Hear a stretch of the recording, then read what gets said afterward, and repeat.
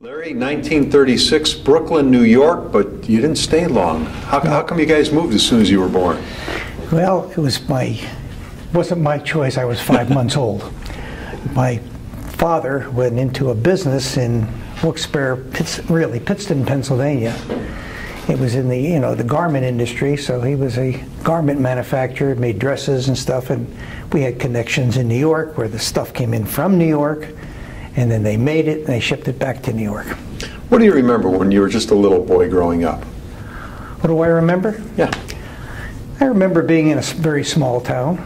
The town that I grew up in was called Exeter, Pennsylvania, and it was total population was 5,000 people. And when I left, there was 4,999. There was it was a small town. I went to a small high school, a small grade school, and I remember that growing up with in a very small community where we knew everybody and everybody that lived in the town, and it was very interesting, and was there. In fact, I went all through grade school and high school there, and then ended up leaving there to go to Penn State University, where I met my lovely wife. Okay, when you were young, it was the Depression going on. Did your family, did it affect them? Did they ever talk about it to you when you got older? Well, my father was in the Depression period of time when he was there. In fact, he was a bookkeeper in New York before he moved to Pennsylvania to go into this business, and he was there right in the midst of the big Depression in the 20s, and he was really told stories about, he watched people that were going crazy, jumping out of windows from Wall Street and things like that. Yeah, so that did happen. Oh yeah, yeah. He was a witness to it. Your grandparents, you remember them at all? Yeah. I remember my grandmother on my mother's side. My grandfather was probably gone when I was really young, but I remember my grandmother on my mother's side. She was, they lived in a same place in Brooklyn, New York for a long time, 18th Avenue and 66th Street. I remember that. And my grandmother was, she had 4 brothers and 4 sisters. So my mother was a part of a 8-children family. Wow. And most of them all went into this similar business when they were all in the garment business, because one of my uncles that was the oldest one started the whole thing and spread it out through the whole family. Wow. Now, your grandfather, I know he was gone when you were young, but what did he do? I don't remember. He was a religious man, I know that, but could have been a butcher or one of those type of industries. What about your grandparents on the other side? What do you know? Well, my grandparents on the other side, they died when I was young too, but I remember my father's mother, who lived in Coney Island, and we used to go and visit her there, and had famous Coney Island, and my grandfather, he died young also when I was young, because I remember my father taking me there to see him when he was sick and whatnot. We saw him, and his name was Joseph, and he just didn't make it too late in life. But my grandmother lived a long time, and she was a pistol. She was definitely a woman about town. She was in all kind of things and selling things and doing things. She was a very interesting human being. Did they come They were all from Europe? Europe, right. My mother was from Europe. Mm-hmm. My mother came in from Czechoslovakia area, and my father was born in the east side of New York. Now, your mother, how was her trip? Did she ever talk about why they left Czechoslovakia? Oh, yeah, they talked about a lot. There were 4 brothers and 4 sisters. The oldest brother got out of that area. They were part of Russia at the time. He got out, and he was the main guy to get the rest of them into the United States. It was a long process. A couple of them were in the army in Russia, and they eventually got out, and they all came over, but they didn't have such easy times. Was there a specific reason why they came? Well, I think it was because they were, persecution and everything else that was going on, and they just knew that they had to get out of there. And my one uncle, his name was Leo, he got out first, and he was able to get everybody out of there, and it was amazing that all 8 of them got out, and all 8 of them got to the United States. the last one. My mother's youngest sister was born in the United States. What was high school life like? It was great. I was in a small school. I was one of probably 3 or 4 Jewish people in the whole school.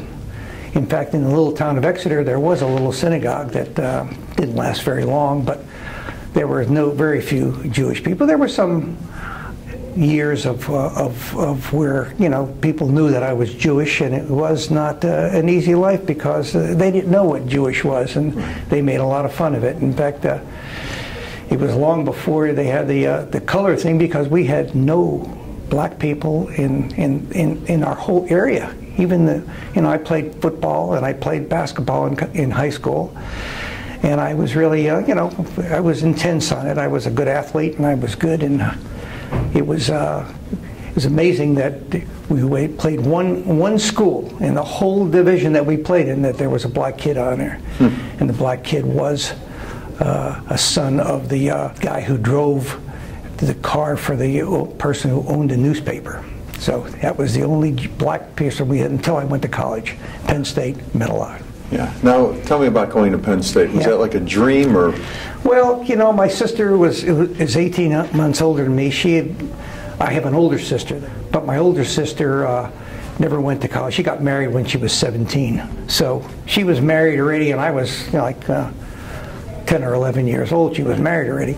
But my close sister, which is 18 months older, she went to Penn State the year before. She was 1 year ahead of me in the same school. Right. In fact, while I was a football player, she was a cheerleader for the team.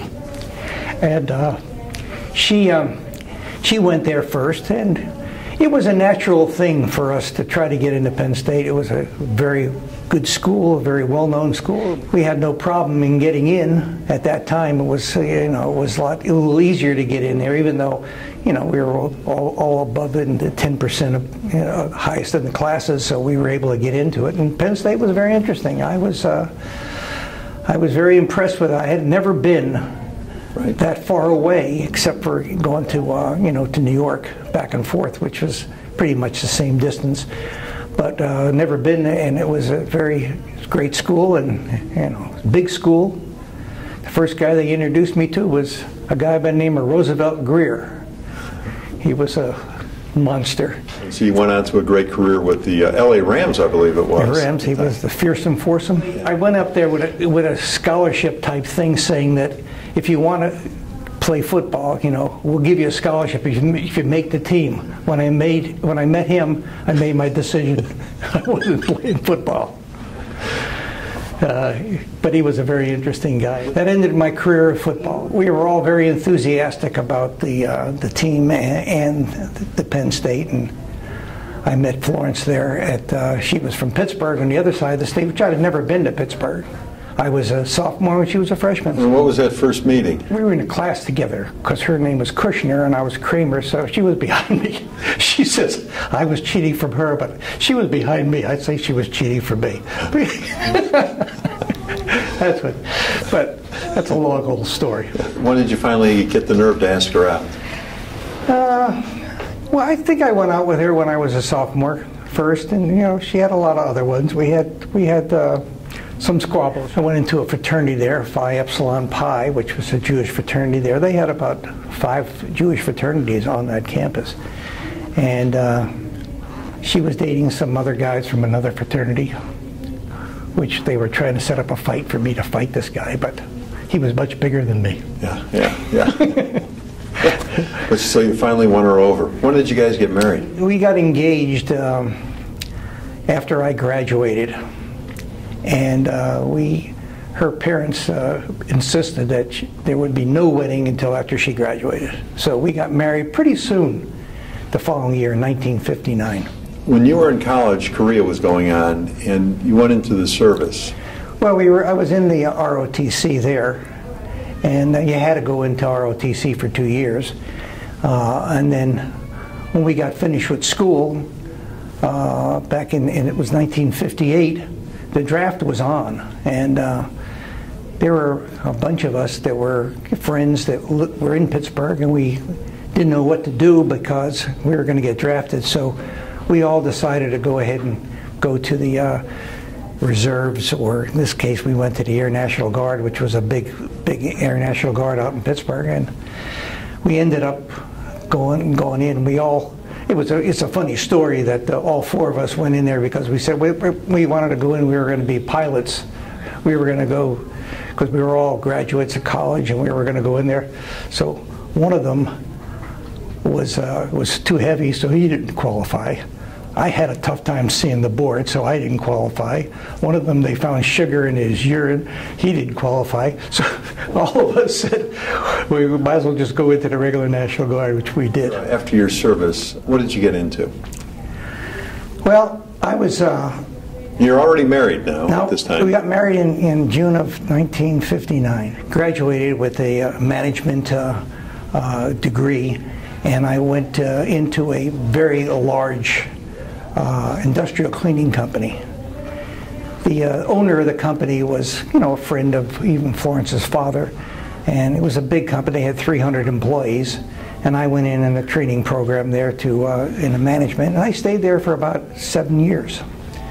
It was a good experience, time and motion study stuff I did. It was all industrialized. It was a big industrial cleaning company with all mechanized machinery at that time. It was a long time ago, but they had, they didn't press anything by hand anymore. It was all done by machines. So it was a rental company. They rented uniforms to large industrial companies.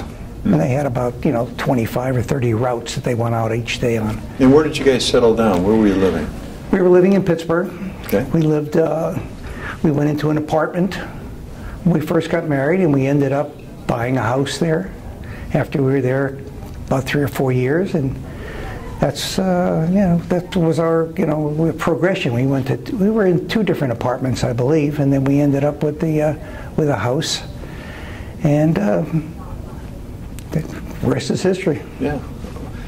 What eventually brought you to Dallas? I had decided about 7 years after I'd been with the company that it was time for me to move on to something. It was a family-owned company, and I wasn't going to be part of the family to be the owner of this company. So I decided to look around. I went with Reuben H. Donnelly Company. They did the telephone books. I went in sales, and then I became a manager in them. And I was there with them maybe about 3 or 4 years, 3 years, and they wanted me to progress in the company, and they asked me if I'd move to Philadelphia, and I said I wouldn't move into Philadelphia, so we didn't do that. So then I left that company. Company came along called Bank Building and Equipment Corporation, was on the stock market, American Exchange, and their headquarters were in New York, and I was in Pittsburgh, so I went to work for them.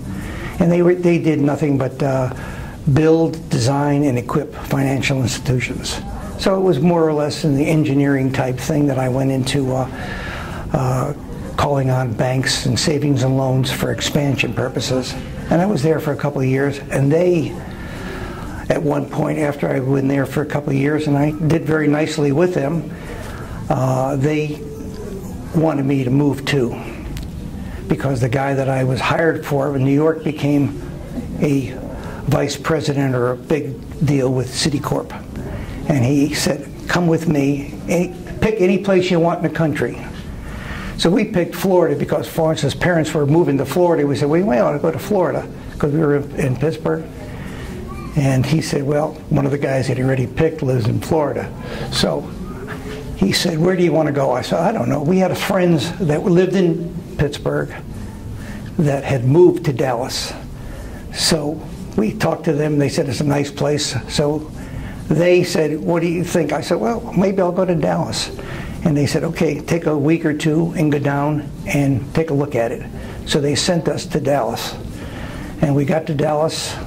It's the first time I'd ever been to Dallas. And when we got off the plane, it was so hot that you could say, what, am I crazy? And because it was so humid there. But we ended up in Dallas. We looked around here. We liked what we saw. We discussed it, and we said, we're going to take this thing. And while we were here, we looked at houses. And believe it or not, we put a deposit on a house in Dallas, and we haven't even accepted the job yet. But it ended up okay. Florence's father said, you bought a house down there?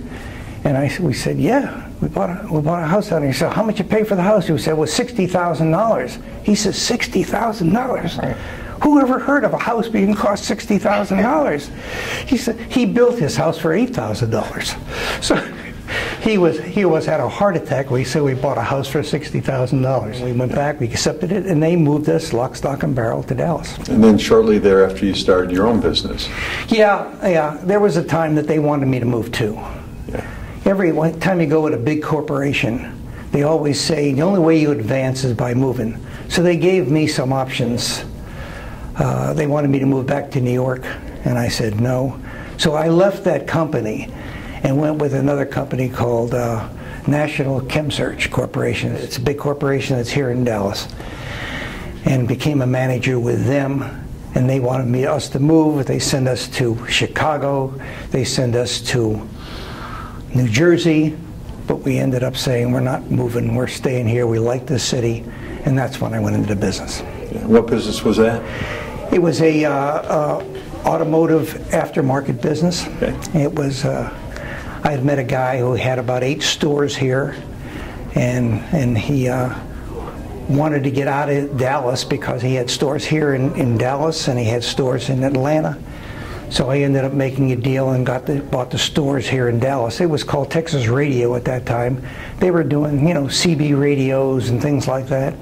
And I got the business. I closed up most of the stores and ended up changing the whole business around to what it was when I built it up to a restyling and aftermarket business. And we were doing upwards to $4 million a year before I was all over, which was not a bad business for a small business. And what was the name of the business? It was called Texas Auto Tops. When did you get your first car? I bought my first car when I was like 16 years old. It was a Jeepster, a red Jeepster. How much did it cost you? $500. And I used to work in the Catskill Mountains during the summer as a waiter. And I spent a lot of time waiting on the, in the various big hotels, the Kutchers and all those big hotels up in the Catskills. And I saved money, and I bought it myself, and we fixed it up. It was a Jeep. It had plastic windows, and I ended up taking that to college. I had it in college for 3 or 4 years while I was there. And what did your dad think of you spending $500 on a car? Yeah. He was all for it. He thought it was a good idea. It was good. It was a really weird looking car. When I took it to Penn State, everybody thought it was like a sports car. Nobody ever seen a car like that. And then when we traveled in it and it was cold, because it was cold in Pennsylvania, you couldn't replace the windows because they didn't make it anymore. So we used Scotch tape. Yeah. Scotch tape the windows together. What was the happiest time in your life? The years that I was at Penn State, and the years when we first, got married and struggled a little bit. I think it was happy times. And, we've had a lot of happy times with our kids and been very good and very successful. So we've had a lot of happy times. Now, were your kids born here in Texas? No, both were born in Pittsburgh. Now, in your lifetime, you've lived through so many momentous occasions. Of course, the Vietnam War era. President Kennedy Assassination, the first moon landing in '69, something good. Mm-hmm. The tragedy, of course, of 9/11. Was there something on the national scene that came along that just struck you, and you know exactly where you were when it happened?